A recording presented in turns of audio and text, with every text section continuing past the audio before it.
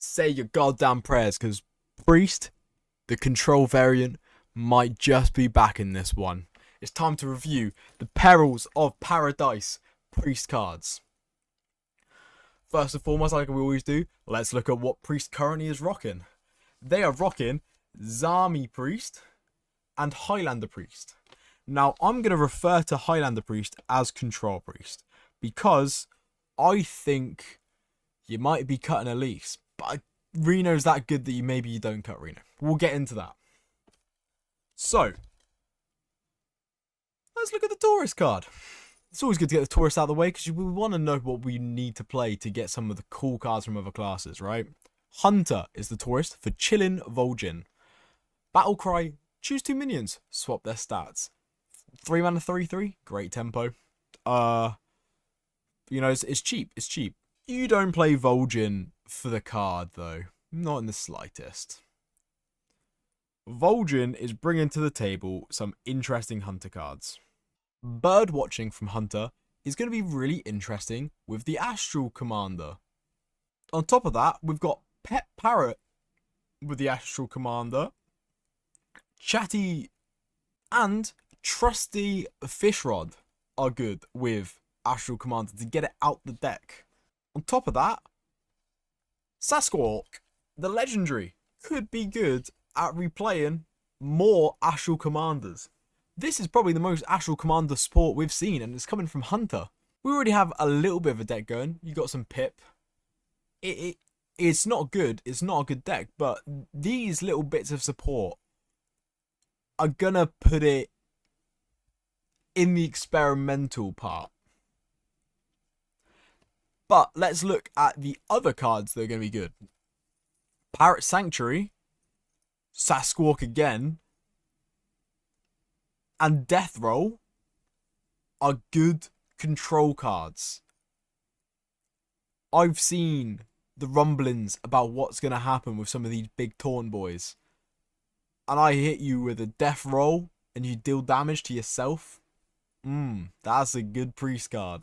I think Furious Fouls isn't good enough. But that is what we're getting from Hunter. Pirate Sanctuary is just good. 2 mana, draw 3. 2 mana, reduce your things by 3.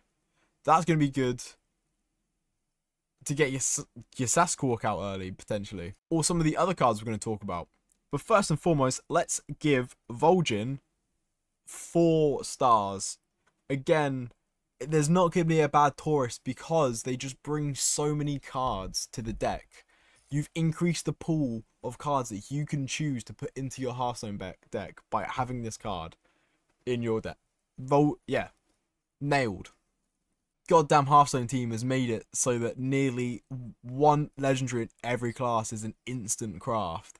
If you want to make a deck that's efficient for this expansion, you will have to have the Taurus legendary, because there's not going to be, we're yet to see a Taurus that I don't think you put in a deck. Right, let's smash out the next one. Nararian Sooth Fancy. Get 2 fortunes that are copies of the top 2 cards of your deck. So, what's cool with this is Foresight. If I had hacks and I knew what the top card of my deck would be, my rating would go up to the top. You can play out your turns a lot better when you know the next card, let alone the next 2. Let alone there's going to be synergy coming up for it. At the end of the day, even if you're bad at Foresight with this, 4 mana, draw 2, copies could be of legendary cards that you only get 1 of because they're broken. You know, I'm playing this and then next time I see Armenthul comes in, wow, I'll get that Armenthul out. Has obvious synergy with Raden because the copies that you play aren't cards that start in your deck, therefore Raden will summon them. There's always been a compliment you can say of some Hearthstone players which go, oh, he's really good. He always plays to his outs. He plays to the top of his deck. He's got that skill where he just envisions what the outcome he needs is for something to happen. Well, guess what? You don't have to have that skill if you've got Nararian down. Great card. 4 stars. Twilight, medium goes hand in hand. Taunt, Battlecry, set the next card on the top of your deck to cost 1. It's important to note, by the way, Parrot Sanctuary, going back to it, it's not this turn, it's just 1 less. You can hit it, and then the turn after, so you hit it on turn 2, it goes dormant. You turn 3, you can hit it again, and then it's 2 less. Sorry, turn 4 you're doing that. So then on turn 5, I mean, don't need it on turn 5, but on turn 5, you could play a 7 mana. I guess that doesn't work for Twilight Medium. It's a bad example to bring out for. But you get the idea. It's commutative. It stacks. Or you just, you know, I've top decked it on turn 4. That's fine. I'll just play it now while I've got the mana. Hit it, and then turn 5 I can play Twilight Medium. And then it's back up for turn 6. Yeah, set the top card of your deck, cost a 1. You're going to play this after you've played the Fortune, most likely. You're not just going to go and swing it down. But you could do that anyway, because generally the next card on the top of your deck is going to cost more than 1. Yeah, 4 stars. It's a taunt 2. Not bad. Sensory Deprivation. Summon a copy of a minion. If you have less than 20 health, destroy the original. Big taunts are coming. This is a great control tool for them. It's just annoying that all the Ziliacs have elusive, hey? But this is good. You play this in every control priest. Almost like a 6 mana mind control. 4 stars. I've realised I should start saying the ratings as soon as I start. And then it's on the screen for longer so you can see it. So let's start that now. Rest in peace. 5 stars. Yes. Each player summons their highest cost minion that died this game. Now, why I was saying earlier you're not playing at least the Highlander card anymore is because you want your Armenthal to be the highest cost minion. Armenthal, when summoned, you can use the ability and just remove their highest cost minion. Remove. The death rattle doesn't matter as well. Remove. So, rest in peace. You get 2 of those. And this is the thing. Is like, I think you'd play 2 rest in pieces and have the rest of the stronger cards as well. Instead of Highlander and having like the general card in the deck being slightly weaker. I think rest in peace being able to get Armenthal, which instantly removes their minion and discovers you a legendary. I'm maybe cutting Reno. And if you're cutting Reno, if you're thinking about cutting Reno for this card, and you are cutting the other Highlander card because of this card, that means it's a fucking great card. 5 stars. Said it, I meant it. Acupuncture, 1 mana, deal 4 to both heroes. I don't think Aggro Priest is there. It's not. It's just not. This is a great Demon Hunter card, and that is where it ends. Acupuncture, 1 star. If you can convince me that there's going to be a Demon Hunter, a Priest aggro deck, go for it.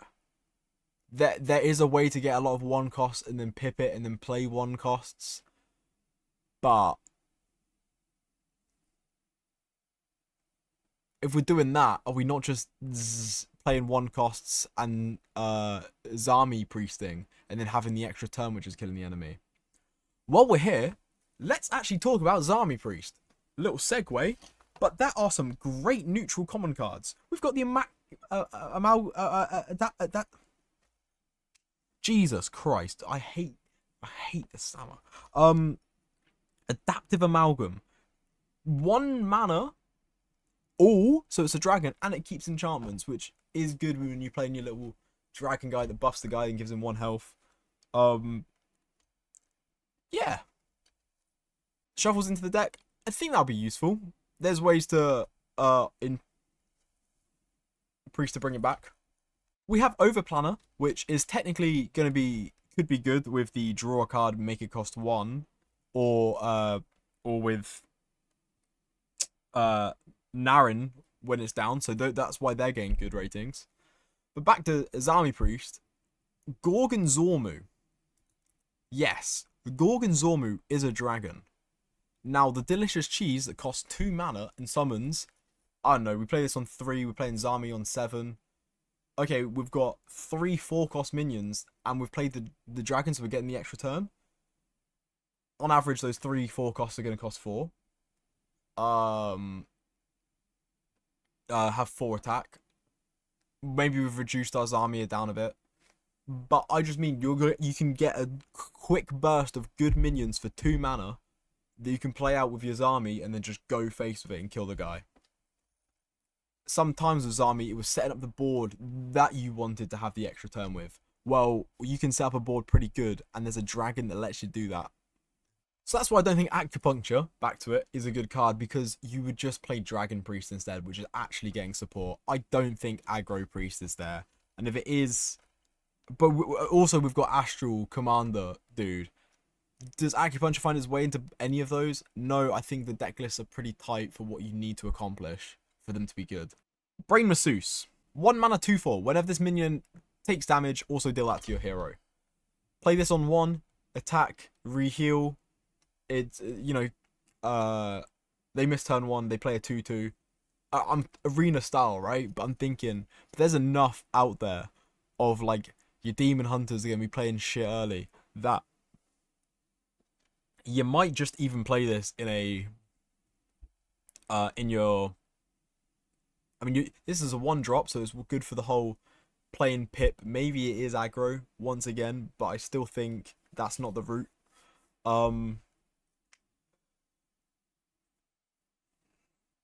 But it's good, and I think you'd be happy to play it. I don't know if you're playing it, if you're playing Highlander. It's a card you'd include. It gives you a way to trigger some of the deal your damage to yourself things. This will find its way into some sort of deck. Is a 3-star. A 1 mana 2/4 is hard to turn down. Up next is Nightshade Tea. 4 stars. I'll tell you why. 1 card for 3 cards.